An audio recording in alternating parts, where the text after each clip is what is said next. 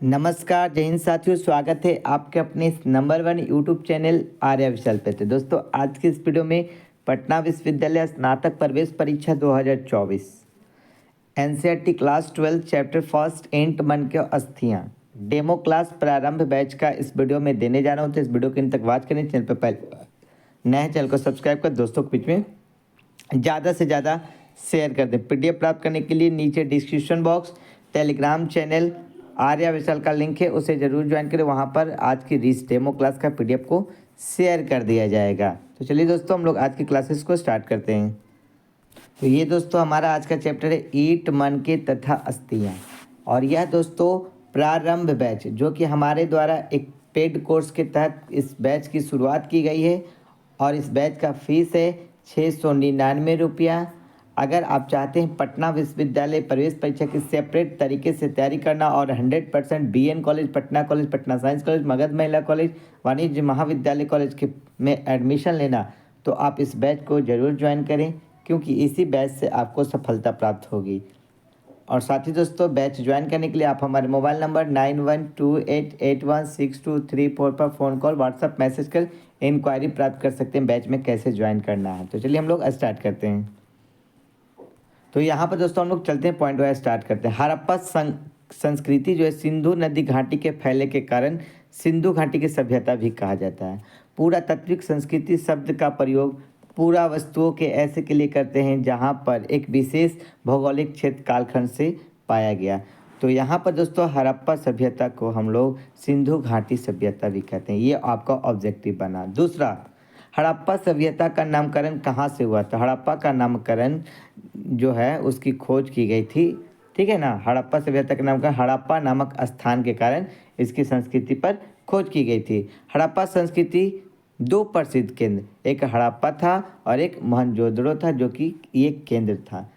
उसके बाद दोस्तों हड़प्पा सभ्यता की खोज 1921 से 1922 में दयाराम साहनी, राखल दास बनर्जी, सर जॉन मार्शल के नेतृत्व में हुई। यह आपका ऑब्जेक्टिव बनेगा। हड़प्पा सभ्यता का काल कब था? तो 2600 ईसा पूर्व से 1900 पूर्व के बीच माना जाता है। सिंधु घाटी सभ्यता विशिष्ट पुरावस्तु मोहर सेल खड़ी नामक पत्थर से बनाई जाती है।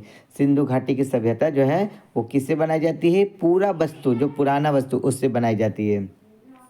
हड़प्पा सभ्यता की जानकारी कहाँ से प्राप्त हुई? तो मातृभंड से, भौतिक अवशेष से, आभूषण से, औजार से, मोहरे से, इमारतें से, खुदाई से, इन सभी से क्या हुई? हड़प्पा की जानकारी प्राप्त हुई। हड़प्पा संस्कृति के प्रमुख क्षेत्र कौन कौन से थे?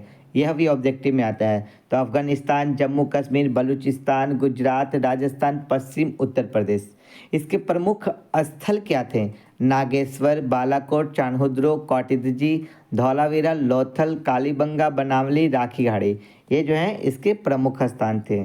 उसके साथ ही दोस्तों जानेंगे, यह एक नगरीय सभ्यता थी। हड़प्पा सभ्यता कैसी सभ्यता है? नगरीय सभ्यता है।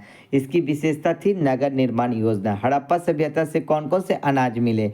गेहूँ, जौ, दाल, सफ़ेद तिल, ये सभी मिले थे। उसके बाद दोस्तों 12 है, हड़प्पा सभ्यता के प्रमुख जानवर कौन कौन थे? भेड़ था, बकरी था, भैंस था तथा सूअर था। भेड़, भैंस, बकरी, तो चारों में से कोई दिखाई दे उस पर आपको टिक आउट करना है। वृषभ बैल का प्रयोग खेती को जोतने के लिए किया जाता था। हड़प्पा सभ्यता की दो बस्तियां थी, एक दुर्ग था और दूसरा निचला शहर। ये हड़प्पा सभ्यता में सड़कों तथा गलियों को एक ग्रिड पद्धति द्वारा बनाया गया था तथा दूसरे को समकोण प्रकार थी। जल निकासी प्रणाली अनूठी थी। घरों के गंदे पानियों को नालियों से जोड़ा गया था। नलियाँ पक्की ईंटों से बनाई गई थी। 16 निचला शहर आवासीय भवनों के उदाहरण प्रस्तुत करता है, और दुर्ग जो है वो बनी संरचनाओं को संभवतः विशिष्ट जानकारी परियोजनाओं के लिए किया जाता था। इसमें नहरें, कुएं, जलाशय जो थे वो आपके सिंचाई के प्रमुख स्रोत थे। कुछ क्वेश्चन पूछेगा ऑब्जेक्टिव में, निम्नलिखित में से कौन हड़प्पा सभ्यता के प्रमुख सिंचाई स्रोत थे? तो नहरें, कुएं और जलाशय। विशाल स्नानागार, एक आयताकार जलाशय जो चारों ओर से घिरा हुआ था। जलाशय के तल तक जाने की सीढ़ियां बनाई जाती थी। उसके बाद दोस्तों देखेंगे 19 नंबर, हड़प्पा सभ्यता के समाधानों में आमतौर पर मृतकों को गर्तों में दफनाया जाता था।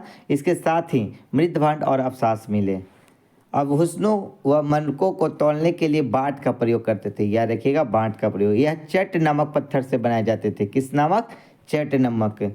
मानकों के निर्माण में प्रयुक्त पदार्थ थे कर्निलियन जो कि सुंदर लाल रंग का था, जैस्पर, स्फटिक, क्वार्ट्ज, सैलखड़ी जैसे पत्थर, तांबा जैसे सोना, धातु, पायंस की सभी का प्रयोग मनके बनाने में होता था। इनके आकार जैसे चक्राकार, बेलनाकार, गोलाकार, खंडित होते थे। आकार कैसा था जो जिसको मन के बनाया जाता था।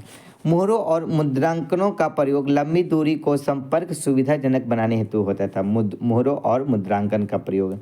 हड़प्पा में पाई जाने वाली लिपि को पढ़ने में विद्वान अभी तक असमर्थ है। हड़प्पा जो लिखा गया था उसके अभी तक विद्वान नहीं पढ़ पाए। 24 हड़प्पा की लिपि जो थी वो वर्णमालीय थी।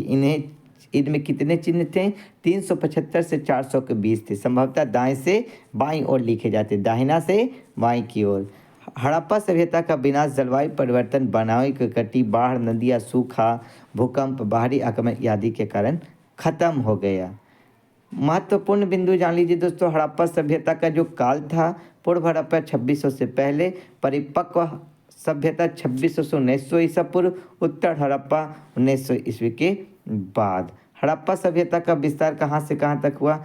इसका विस्तार उत्तरी छोर से हुआ, पूर्वी छोर मोडा, दक्षिण छोर दैमाबाद, पश्चिमी छोर सुत्तडगौर। हड़प्पा सभ्यता की विशेषताएं क्या थी? तो हड़प्पा सभ्यता की विशेषताएं थीं, बस्तियां को 2 भाग में बांटा हुआ था, एक दुर्ग एक निचला शहर, पूर्व नियोजित जल निकाय व्यवस्था थी, इसमें दफनाया गया था, आमतौर पर मृतकों को दफनाया जाता था, मोहरों के द्वारा सुदूर के संपर्क हुआ था, बिन में बाट के द्वारा नापे जाते थे। तो ये दोस्तों आपका जो था हड़प्पा सभ्यता का एक संक्षिप्त विस्तार था। और ये टोटल हड़प्पा सभ्यता इस प्रकार से आपका क्वेश्चन पूछे जाएंगे। तो दोस्तों आज के लिए इतना ही। आई होप कि आपको समझ में आया होगा हड़प्पा सभ्यता का संपूर्ण जानकारी, कि यहीं से मोहर को पता लगाया गया था, मानक का पता लगाया गया था। और ये हमारा चैप्टर फर्स्ट है और इससे पटना विश्वविद्यालय हिस्ट्री में काफ़ी क्वेश्चन पूछे जाते हैं। तो आप चाहते हैं इसी तरीके से बेहतर तैयारी, तो हमारे द्वारा एक बैच जहां पर सेपरेट क्लासेस दिए जा रहे हैं, 40% मैथ और 60% ह्यूमैनिटीज़ पेपर यानी कि आर्ट्स का। तो आप इस बैच को ज़रूर ज्वाइन करें ताकि आपका बेहतर तैयारी हो सके। बैच ज्वाइन करने के लिए हमारे मोबाइल नंबर 9128816234 पर फ़ोन कॉल और व्हाट्सएप मैसेज कर बैच के ज्वाइन कर सकते हैं। बैच का फीस है 699 और यह दोस्तों no refundable. I hope video काफ़ी हेल्पफुल लगा हो। दोस्तों को शेयर कर दें। मिलते हैं नेक्स्ट वीडियो में। जय हिंद, जय भारत।